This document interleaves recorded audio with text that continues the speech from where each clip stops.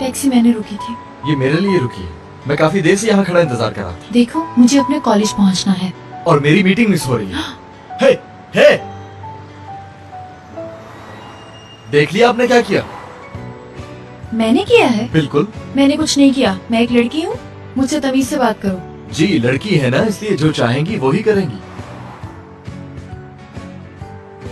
तेज चल के मुझसे पहले टैक्सी लोगे? इतना इजी नहीं लो मुझे।